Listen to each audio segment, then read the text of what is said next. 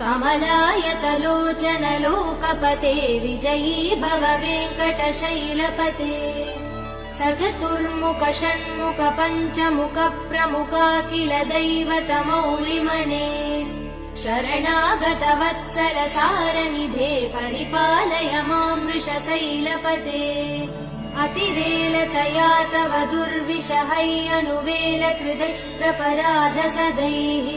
हरितं त्वरितं वृषशैलपते परया कृपया परिपाहि हरे